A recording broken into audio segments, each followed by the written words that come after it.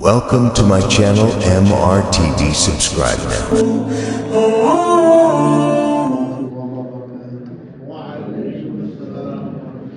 الحمد لله رب العالمين والعاقبة للمتقين والصلاة والسلام على أشرف الأنبياء والمرسلين وعلى آله وأصحابه وأتباعه أجمعين. أعوذ بالله من الشيطان الرجيم. بسم الله الرحمن الرحيم. ثم دنا فتدلى فكان قاب قوسين أو أدنى. صدق الله العظيم. وقد جاء في الحديث الشريف عن أبي هريرة رضي الله تعالى عنه قال: قال رسول الله صلى الله عليه وسلم: أنا سيد ولد آدم يوم القيامة، وأول من ينشق عنه القبر، وأول شافع وأول مشفع. رواه مسلم. وصدق رسوله في الحديث الشريف. قال الله تعالى: إن الله وملائكته يصلون على النبي يا أيها الذين آمنوا صلوا عليه وسلموا تسليما. اللهم صل على سيدنا مولانا محمد وعلى آل سيدنا مولانا محمد. নবীর মায়া সেরে মানুষ কোথায় আসো বুঝি না, তোমার মায়ায় কান্দেন নবীজি আজ সোনার মদিনা। আল্লাহুম্মা সাল্লি আলা সাইয়্যিদিনা মাওলানা মুহাম্মদ ওয়া আলা আলি সাইয়্যিদিনা মাওলানা মুহাম্মদ। দেখা দাও নূর নবীজি অগো আপনায় দেখে প্রাণ জোড়ায়, আপনার দেখা পাইলে গো নবীজি ভয় নেই মরণের বেলায়। আল্লাহুম্মা সাল্লি আলা সাইয়্যিদিনা মাওলানা মুহাম্মদ ওয়া আলা আলি সাইয়্যিদিনা মাওলানা মুহাম্মদ সাল্লাল্লাহু আলাইহি ওয়াসাল্লাম। আয়োজিত মিনার বৃষ্টি জামে মসজিদ দ্বিতীয় বার্ষিক ওয়াজ মিলাদ মাহফিলের আজকের মাহফিলের সম্মানিত প্রধান অতিথি শামসুল উলামা আল্লামা ফুরতলি সাহেব কিবলা রহমতুল্লাহ আলাইহি, ওনার সুযোগ্য নাতি হযরতুল আল্লামা ডক্টর আহমদ হাসান চৌধুরী হাফিজাহুল্লাহ বারাকাল্লাহু ফি উমরি, সবাই বলে আমিন আমিন। আজকের মাহফিলের প্রধান বক্তা হযরত মাওলানা শিহাবুদ্দিন আলিপুরি সাহেব, হায়াকাল্লাহ ওয়া বায়াকা, সবাই বলে আমিন আমিন। বিশেষ অতিথি হযরত মাওলানা মুফতি শরীফ সানাউল্লাহ সাহেব, আমন্ত্রিত ওলামায়ে কেরাম, উপস্থিত সর্বস্তরের শ্রোতাবৃন্দ, মহান আল্লাহ সুবহানাহু ওয়া তাআলার দরবারে লাখো কোটি শুকরিয়া যে রাব্বুল আলামিন এই মুহূর্তে অনেক মানুষকে ঘরের ভিতরে রেখে, বিছানায় শায়িত রেখে, হাসপাতালে ভর্তি রেখে, কেউ জানাজার প্রস্তুতি নিচ্ছে, কেউ ডাক্তারের সিরিয়ালে দাঁড়িয়ে আছে, নানান সমস্যায় মানুষ ভুক্তভোগী হয়ে আছে, কেউ ইচ্ছায় অনিচ্ছায় ঘরের ভিতরে বসে আছে। তার থেকে বাছাই করে গোটা কয়েকজন বান্দাকে আল্লাহ পৃথিবীর সর্বশ্রেষ্ঠ পূত পবিত্র স্থান, যেই ঘরটাকে আল্লাহ বলেছেন বাইতুল্লাহ, আল্লাহর ঘর। আরবি হচ্ছে বাইতুল শব্দের অর্থ ঘর, আল্লাহ মানে আল্লাহ, বাইতুল্লাহি মুদাফ মুদাফ ইলাইহি নয়, আল্লাহর ঘর। আল্লাহ রাব্বুল আলামিন ওনার পবিত্র মহিমান্বিত ঘরের ভিতরে আমাদের মতো গুনাহগারদেরকে ওনার ইচ্ছায় আসার বসার তৌফিক ভিক্ষা দান করেছেন।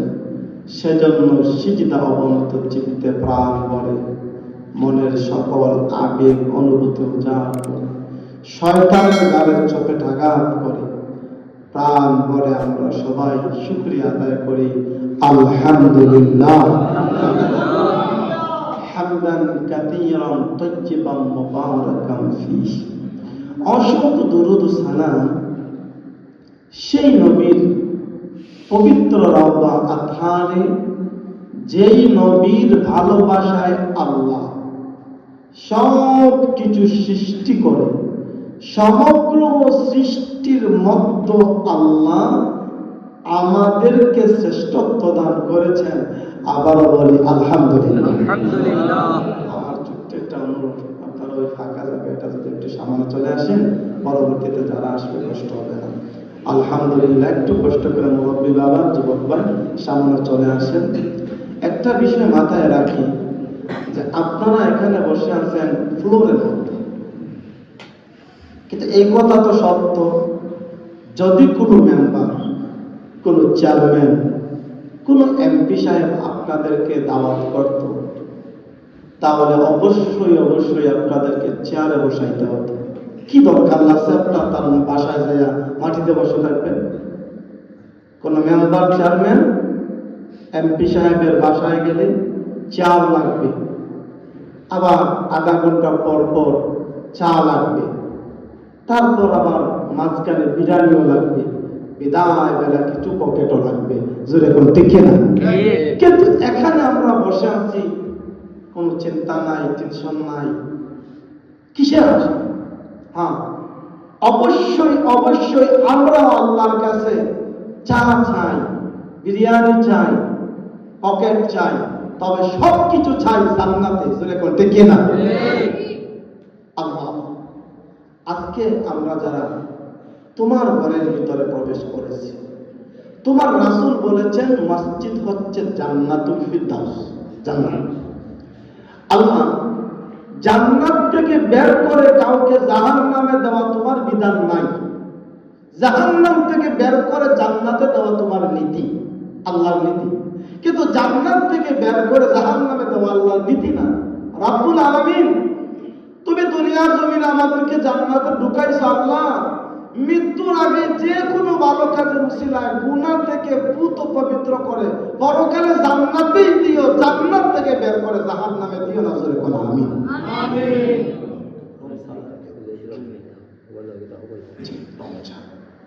আলহামদুলিল্লাহ বলুন আলহামদুলিল্লাহ। আচ্ছা, আমি আলোচনা কি করব? আমি আলোচনা শুরু করব আমাদের হযরতুল আল্লামা শিহাবউদ্দিন আলিপুরি সাহেব হুজুর যা আলোচনা করছেন, আমি ওই ধারাবাহিকতা রক্ষার্থে আজমত রাসূল, তাহজিম রাসূল, মিহরাজুন নবী সব মিলাইয়া কয়েকটি দিক থেকে আলোচনা করব। বিদায় বেলা জান্নাতে যাওয়ার সহজ, ওই যে একটা কথা আছে না, কম পুঁজিতে বেশি লাভের ব্যবসা প্রত্যেকেই চায়। আমি এমন একটা ব্যবসা আপনাদের হাতে তুলে দেব যাতে কম কষ্টে আপনারা খুব সহজে জান্নাতের মালিক হতে পারেন। বলুন ইনশাআল্লাহ। আমার আলোচনা বুঝতে হলে আপনাদেরকে মনোযোগ দিতে হবে। আর আমি আমার শ্রোতা, শত শত শ্রোতা চাই না, মাত্র 10 জন মানুষ যদি আমার শ্রোতা হয়, কোয়ালিটিফাই, হ্যাঁ কোয়ালিটিফাই শ্রোতা, একদম পারফেক্ট উপযুক্ত 10 জন মানুষ আমি চাই, যারা আমার আলোচনা বুঝবে, গবেষণা করবে, মুখস্থ করবে, তার উপর এই আলোচনার ভিত্তিতে পরিবর্তন হওয়ার চেষ্টা করবে। হাজার শ্রোতার দরকার নেই। তারপরও আমার অনুরোধ থাকবে, মাহফিল আপনাদের, আয়োজন আপনাদের, সিন্নি আপনাদের, এইটা সফল করতে বিয়ানীবাজার আর সিলেট থেকে মানুষ আসবে না, এলাকার মানুষ আপনাদেরকেই ঘর থেকে বের হয়ে আসতে হবে। জোরে বল ঠিক না? তবে আল্লাহর কাছে ভিক্ষা আছে, আল্লাহ হাসরের মাঠে অসংখ্য মাহফিল আপনি কবুল করবেন না, আল্লাহ সুরে ফেলে দেবেন। আওয়াজটা ক্লিন করবেন, একটু সাউন্ড বাড়বে আর ক্লিন হবে, মাইক ভালো আছে। হাসরের মাঠে অসংখ্য মাহফিল আল্লাহ কবুল করবেন না। কারণ বাংলাদেশে অনেক মাহফিল হয় টাকার জোরে, ক্ষমতার জোরে, দ্বন্দ্বের জোরে, কত কোয়ালিটির মাহফিল, আবার কত কোয়ালিটির বক্তাও আছে। কেউ নাচুইয়া, কেউ গাউইয়া, কেউ ফালুন না, কেউ লাফাই না, কত কোয়ালিটির বক্তা আছে না? আছে। সব কিছু টাকার জোরে। অনেক মাহফিলে আল্লাহ কবুল করবেন না। শুরুতে আল্লাহর কাছে অ্যাপ্লাই করে, আল্লাহ আমাদের যুবকদের মিনার বৃষ্টির আজকের মাহফিলটাকে তুমি শেষ পর্যন্ত কবুল করিও। যদি কবুল করেন তাহলে এই যে আমরা বসছি আসরের মাঠে, এগুলো মিজারের পাল্লা একটা না হবে। কোন আলহামদুলিল্লাহ। এইবার আমার আলোচনা মনোযোগ দিয়ে বুঝবেন। একবার বিনা পুঁজিতে একটা ব্যবসা আপনাদেরকে দেই, বিনা কষ্টে, বিনা আমলে পাহাড় পরিমাণ সওয়াব আপনারা পাবেন। কোনো আমল করতে হবে না। এমন পদ্ধতি আছে মুমিন বান্দা, আমল ছাড়া আল্লাহ দরবারে পাহাড় পাহাড় পাহাড় সমতুল্য সওয়াব পাবে। কোন সুবহানাল্লাহ। এটা মানে কি দেখেন, হাসরের মাঠে আল্লাহ রাব্বুল আলামিন 3 জন ব্যক্তিকে দিয়ে সর্বপ্রথম হাসরের মাঠের বিচার কার্য শুরু হবে। এটা মুখস্থ করিয়েন হাদিস, আমি মানা বলছি, অর্থাৎ হাদিসের তরজমা বলছি। আর হাদিসের মান সহিহ 86টা, মানে বিশুদ্ধ 6টা কিতাব সহ আর অসংখ্য হাদিসের কিতাবে এই ঘটনাটা, এই হাদিসটা আছে। হাসরের মাঠে সর্বপ্রথম 3 জন ব্যক্তিকে আল্লাহ বিচারের মুখোমুখি করবে। একজন বড় আলেম, দ্বিতীয় জন অনেক বড় দানশীল, তৃতীয় জন শহীদ।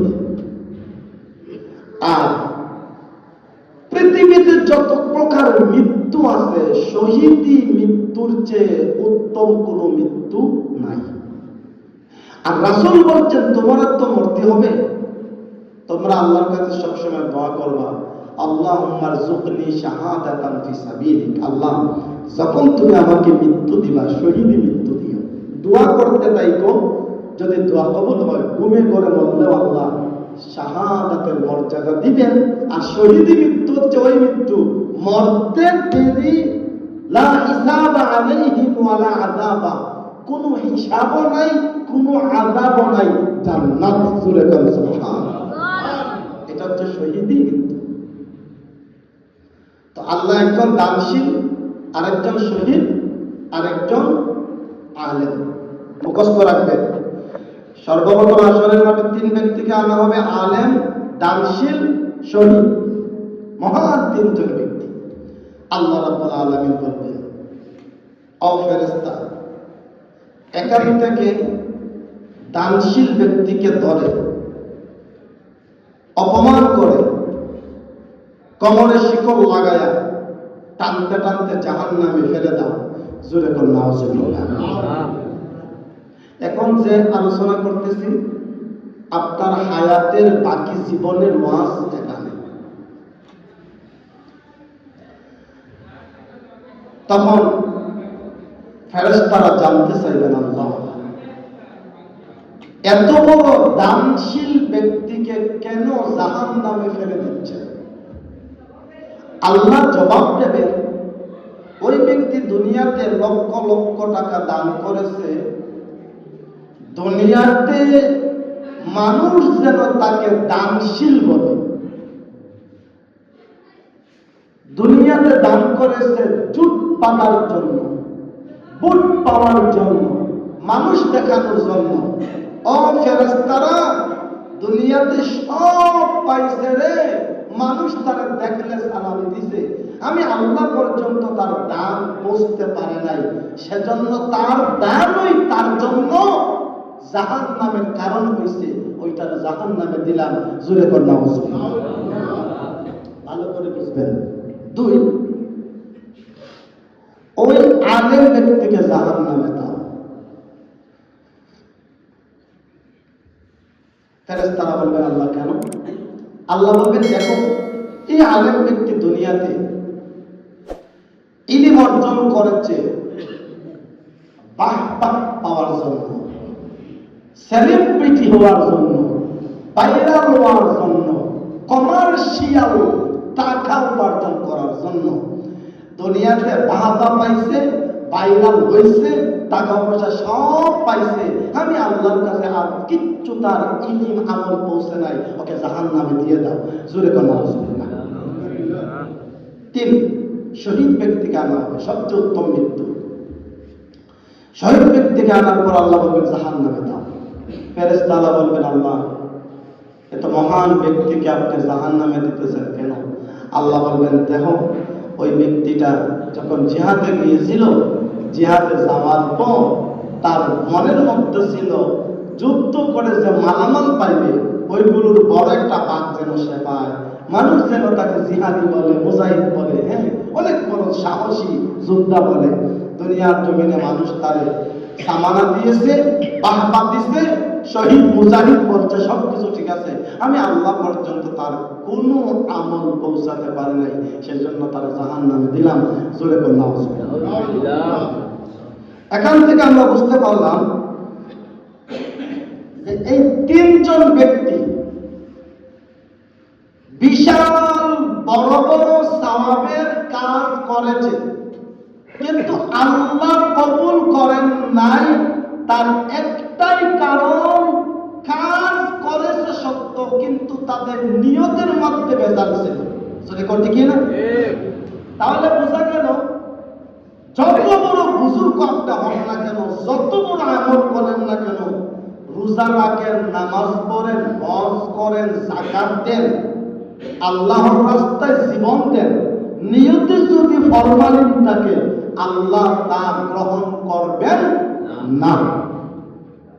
এইবার হাসরের মাঠে আল্লাহ রাব্বুল আলামিন কিছু গরিব মানুষদেরকে ডাকবেন। গরিব মানুষ, ভ্যান চালক, রিক্সা চালক, রাস্তার কাজ করত, মাটির কাজ করত। আল্লাহ ডাকবেন, আয়। তারা তরতর করে কাঁপতে কাঁপতে কাঁপতে কাঁপতে আল্লাহর সামনে দাঁড়াইবে। আল্লাহ বলবেন ডান দিকে তাকা। ডান দিকে তাকাইয়া তারা দেখবে নেকির পাহাড় দেখা যায়। জোরে জোরে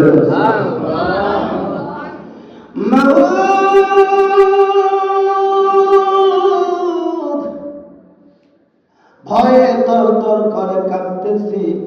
আপনি ডান দিকে তাকানোর কথা বললেন, নেকির পাহাড়গুলো দেখা যায়। মাবুদ গো, ডান দিকে নেকির পাহাড়গুলো কাদের জন্য বাজেট করেছেন? আল্লাহ রাব্বুল আলামিন বলেন, ও গরিব বান্দারা, ডান দিকে তাকায়া দেখো রে, এই নেকির পাহাড়গুলো তোমাদের জন্য আমি আল্লাহর পক্ষ থেকে বাজেট করা হয়েছে। গরিব মানুষগুলো জবাব দিবে, মাবুদ গো, এই সওয়াবের ভান্ডারগুলো, নেকির ভান্ডারগুলো কিসের? আল্লাহ বলবেন, ও গরিব বান্দা, এখানে তোর জন্য একটা মসজিদের বাজেট করা হয়েছে। আরে গরিব বান্দা, এখানে তোমার জন্য একটা মাদ্রাসার সওয়াব বাজেট করা হয়েছে।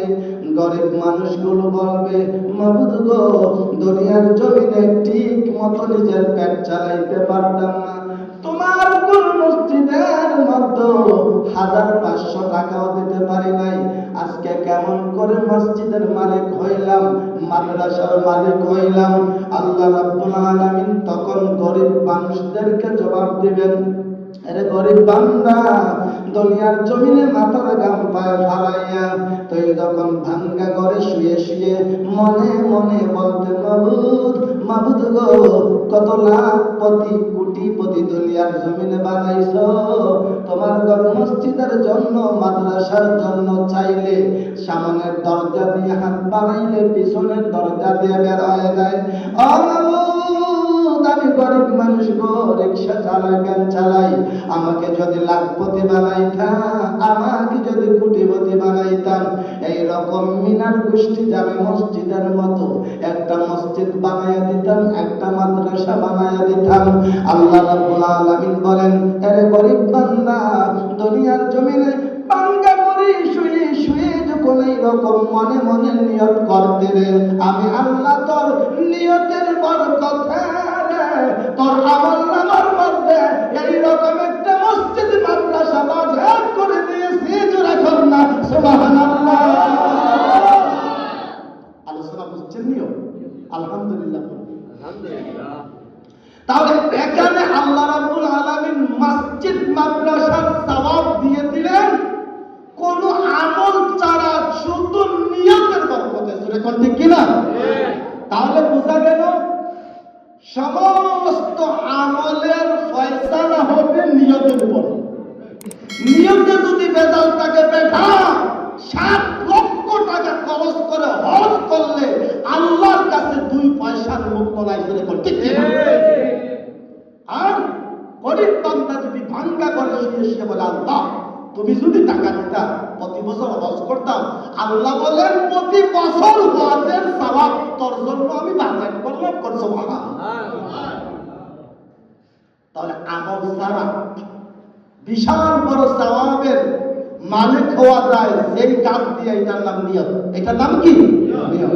সেজন্য আশেপাশে যেখানে ভালো কাজ হবে আপনার নিয়তটা ভালো রাখবেন, যদিও শরীক হতে না পারেন।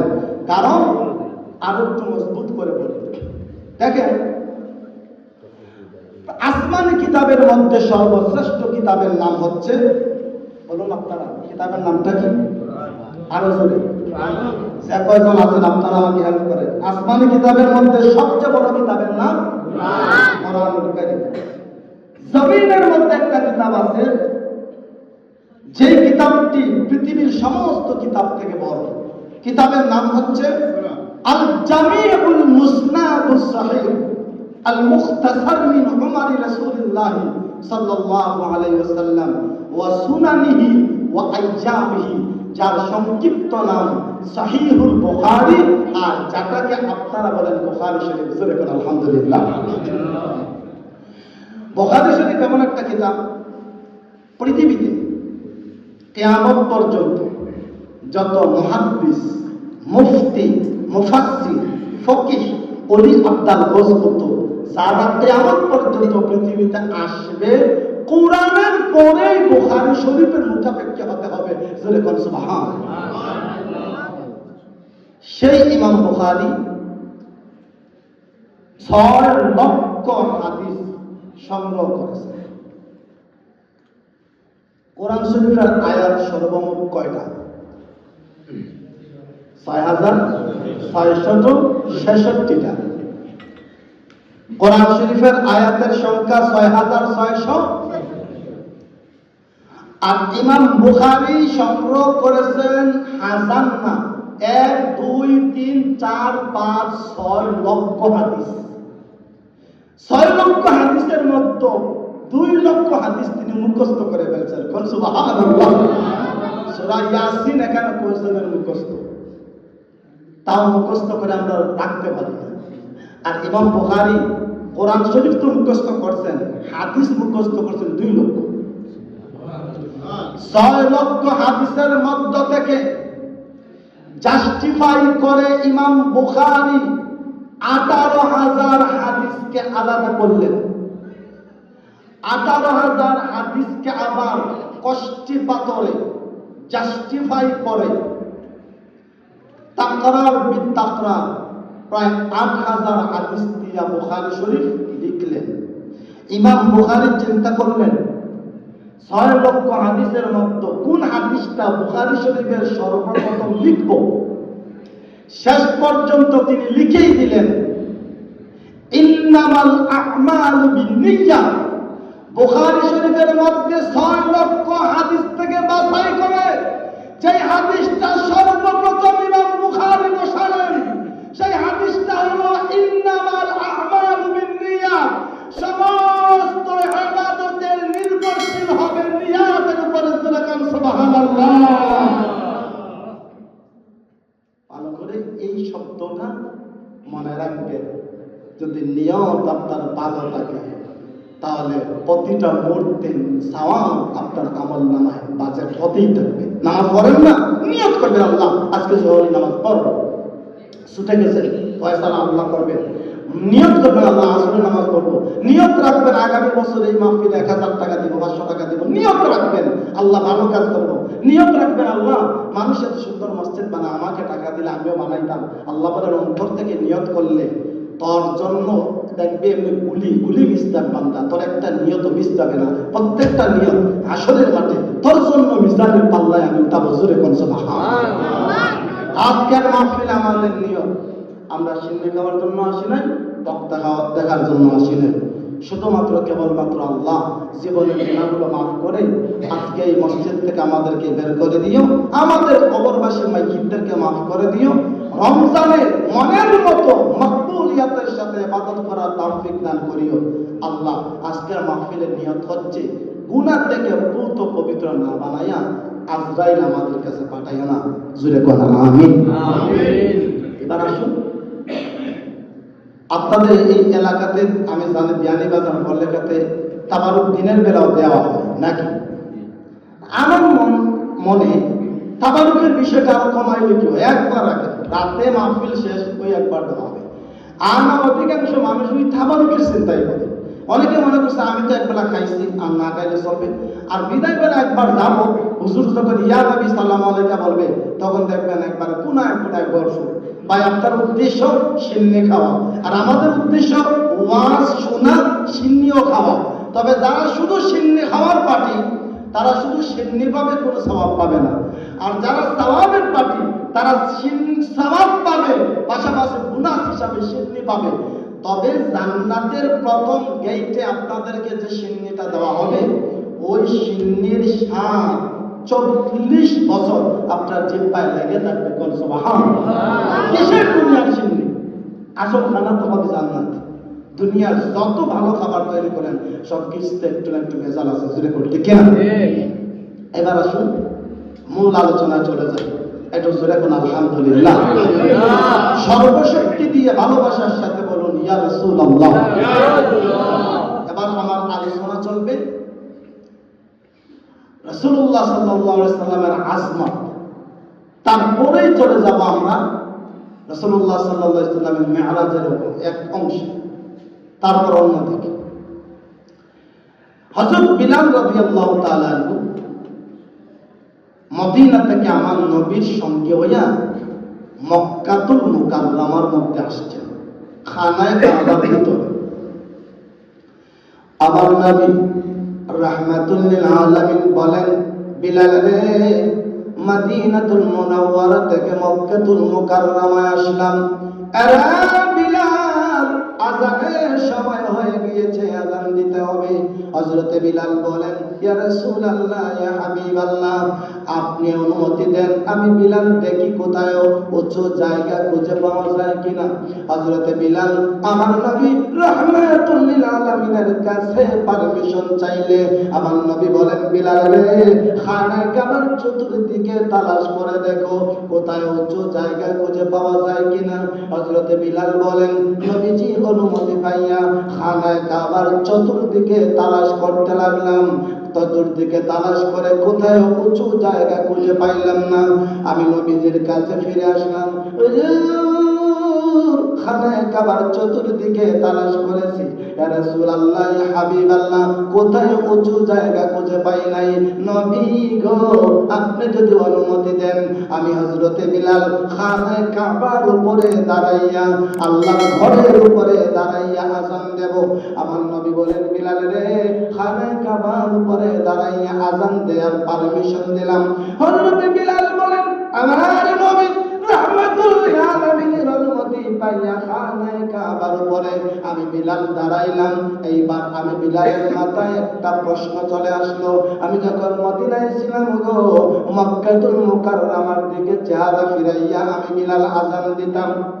এইবার আমি বিলাল সরাসরি খানায়ে কাবার উপরে দাঁড়াইয়া আছি। আমি বিলালের কিবলা কোন দিকে হবে, আমি কোন দিকে চেহারা ফিরাইয়া আযান দেব। হযরতে বিলাল বলেন, খানায়ে কাবার উপরে আযান দেওয়ার জন্য দাঁড়াইয়া আমার মাথায় এমন প্রশ্ন চলে আসলো। হযরতে বিলাল বলেন, সমস্ত পৃথিবীর মানুষের কিবলা খানায়ে কাবা, আমি বিলাল খানায়ে কাবার উপরে দাঁড়াইয়া আছি, আমি কোন দিকে কিবলামুখী হয়ে আযান দেব। এইবার হযরতে বিলাল খানায়ে কাবার উপরে দাঁড়াইয়া আমার নবী রাহমাতুল লিল আলামিনকে ডাকতেছেন, হুজুর, আমি বিলাল খানায়ে কাবার উপরে দাঁড়ায় আছি, ইয়া রাসূলুল্লাহ, ইয়া হাবিবাল্লাহ, আমি মহা মুসিবতের মধ্যে আছি। আমার নবী বলেন, বিলাল রে, কি মুসিবতের মধ্যে আছো? ইয়া রাসূলুল্লাহ, ইয়া হাবিবাল্লাহ, আমি যখন মদিনার মধ্যে ছিলাম গো, মক্কার দিকে চেহারা ফিরাইয়া আযান দিতাম। এখানে মিনার গোষ্ঠী জামে মসজিদের মুয়াজ্জিন মক্কার দিকে চেহারা ফিরাইয়া আযান দেয়, আবার নামাজ তারা মক্কার দিকে পড়েন। হযরতে বিলাল বলেন, ইয়া রাসূলুল্লাহ, ইয়া হাবিবাল্লাহ, আমি তো সরাসরি এইবার খানায়ে কাবার উপরে দাঁড়িয়ে আছি। নবী গো, আমি বিলালের কিবলা কোন দিকে হবে, কোন দিকে চেহারা ফিরাইয়া আযান দেব? আমার নবী বলেন, বিলাল রে, এই মুসিবতের মধ্যে বুঝি তুমি পড়ে আছো? হ্যাঁ ইয়া রাসূলুল্লাহ। আমার নবী বলেন, বিলাল, আমি নবী রাহমাতুল লিল আলামিনের সিনা মুবারকের দিকে তাকাও। এই বলে আমার নবী চাদর মুবারকটা সিনা মুবারক থেকে আলগা করে সরাইয়া দিলেন আর বললেন, বিলাল রে, আমি নবী রাহমাতুল লিল আলামিনের সিনার দিকে তাকায়া আযান দাও। হযরতে বিলাল রাদিয়াল্লাহু তাআলা আনহু আমার নবী রাহমাতুল লিল আলামিনের সিনা মুবারকের দিকে তাকায়া আযান দিয়ে এইবার নবীজির কাছে চলে আসলেন। ইয়া রাসূলুল্লাহ, ইয়া হাবিবাল্লাহ, আমি বিলালের মনে একটা প্রশ্ন জেগেছে। ইয়া রাসূলুল্লাহ, পারমিশন দিলে প্রশ্নটা করে ফেলি। আমার নবী বলেন, বিলাল রে, কি প্রশ্ন করবে, তাড়াতাড়ি করতে হবে। হযরতে বিলাল বলেন, আমি যখন খানায়ে কাবার উপরে উঠলাম গো, আমি আপনাকে প্রশ্ন করলাম, আমি বিলালের কিবলা কোন দিকে হবে, আমি কোন দিকে চেহারা ফিরাইয়া আযান দেব। আপনি আমাকে বললেন আপনার সিনা মুবারকের দিকে তাকাইয়া আযান দেব, তার কারণটা কি? আমার নবী বলেন, বিলাল রে, তুমি তো খানায়ে কাবার উপরে উঠে কিবলাই তালাশ করেছিলাম। ইয়া রাসূলুল্লাহ, আমি কিবলাই তালাশ করেছি, আপনি কেন আপনার সিনার কথা বললেন? আমার নবী বলেন, বিলাল, এই কথার হাকিকত এখন পর্যন্ত বুঝতে পারো নাই। ইয়া রাসূলুল্লাহ, আমি বিলাল কিছুই বুঝতে পারি নাই। আমার নবী বলেন, বিলাল রে, তাহলে এইবার ভালো করে শুনে রাখো, তুমি যে খানায়ে কাবার উপরে উঠেছিলে, কিবলা তালাশ করেছিলে, আমি রাহমাতুল লিল আলামিন আমার সিনার দিকে তাকাইয়া আযান দেওয়ার কথা এজন্য বলেছে, সমস্ত পৃথিবীর মানুষের কিবলা খানে কাবা, আর স্বয়ং খানে কাবার কিবলা আমি নবী মুহাম্মদুর রাসূলুল্লাহ। দেখুন না, সুবহানাল্লাহ। অবিনাল, সেজন্য আমি নবী বললাম আমার সিনার দিকে তাকায় আযান দাও, তার কারণ হলো কাবার ও কাবা আমি নবী মুহাম্মদুর রাসূলুল্লাহ। এবার বুঝতে পারলে বলুন, ভালো করে মন থেকে উত্তরটা দেবেন, কারণ আপনাদের একটা পরিচয় আমি দিই। আমরা শাহজালাল ইয়ামানি রাহমাতুল্লাহ আলাইহি ওনার হাতে গড়া মুসলমান, জোরে করতে কি না? আল্লামা ফুলতলি সাহেব রাহমাতুল্লাহ আলাইহি ওনার হাতে গড়া মাসলাকের অনুসারে, জোরে করতে কি না? এই পৃথিবীতে যদি জরিপ করা হয়, গোটা পৃথিবীর মধ্যে 4টা মাযহাব যদি জাস্টিফাই করা হয়, শ্রেষ্ঠ মাযহাব হচ্ছে হানাফি মাযহাব, আর আমরা সেই হানাফি মাযহাবের অনুসারী, জোরে করতে কি না? মাযহাবের দিক দিয়ে আমরা শ্রেষ্ঠ অনুসারী, মাসলাকের দিক দিয়ে আমরা শ্রেষ্ঠ অনুসারী, ইমানদারের দিক দিয়ে আমরা শ্রেষ্ঠ ইমানদার। এইবার সর্বশক্তি দিয়ে বলুন, খানায়ে কাবার দাম বেশি না আমার নবীর দাম বেশি? আরো জোরে, কার দাম বেশি? নবীর দাম বেশি। এই পয়েন্টটা মনে রাখেন। আমি শুরুতেই বলেছিলাম যে আমাদের আজকের প্রধান বক্তা আল্লামা শিহাবুদ্দিন আলমগীর হুজুরের আলোচনার পয়েন্ট থেকে আমি আলোচনা টানব। হুজুর তো গোটা আলোচনাই করছেন রাসূলুল্লাহকে নিয়ে, না? আয়াতগুলো বলছেন ওয়ালাউ আন্নাহুম যালামু আনফুসাহুম জাউকা ফাস্তাগফিরুল্লাহ, যে রাসূলুল্লাহ দরবারে যাও, রাসূলুল্লাহ দোয়া করেন। আমি গোটা আলোচনা শুনছি, আলহামদুলিল্লাহ। আর হুজুর শিহাবুদ্দিন আলমগীর হুজুর যে কত বড় আলেম, ওনার ওয়াজ সাধারণ মানুষের ভালো লাগবে না। এলিমি আলোচনা তো, এগুলো মাদ্রাসাতে করলে, আলেমদেরকে নিয়ে করলে সবাই সহজে বুঝতে পারে। যাই হোক, আল্লাহ হায়াতে বারাকা দান করুন, জোরে কোন আমিন। আমার কথার পয়েন্টগুলো স্মরণ রাখবেন, বুঝে থাকলে আবারও বলুন, কাবার মর্যাদা বেশি না রাসূলুল্লাহর মর্যাদা বেশি?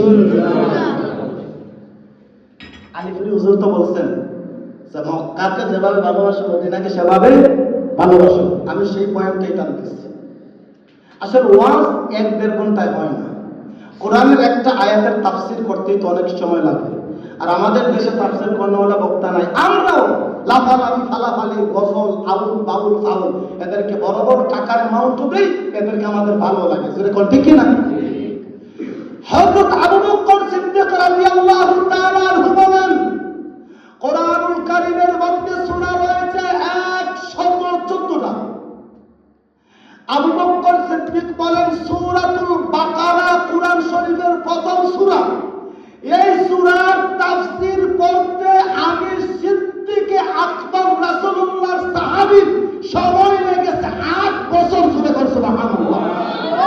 আর এখন সাথী নেতা তারাই কোরআনের ওয়াজ করে বসে, জুড়ে করতে কি না? আমার মতো মৌলবী কি আর বলবো? আবু বকরের মতো সিদ্দিক আকবর, এত বড় জান্নাতের সার্টিফিকেট প্রাপ্ত সাহাবী বলেন সূরা বাকারা বুঝতে রাসূলুল্লাহর কাছে 8 বছর সময় আমার লাগছে। আর আমাদের দেশে এখন হাটে ঘাটে পোস্টারে সব আন্তর্জাতিক খ্যাতি সম্পন্ন মুফাসসির কোরআন, জুড়ে করতে কি না?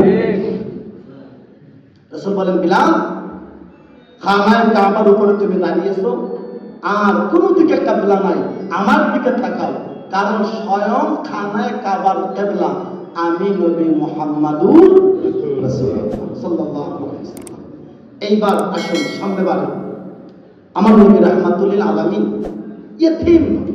পৃথিবীতে যখন নবী আগমন করলেন, ওনার আত্মীয় স্বজন অনেক ছিল। তা আফসোসের বিষয় হলো সব আমার নবীর দুশমন, একটা মানুষও আমার নবীর বন্ধু ছিল না।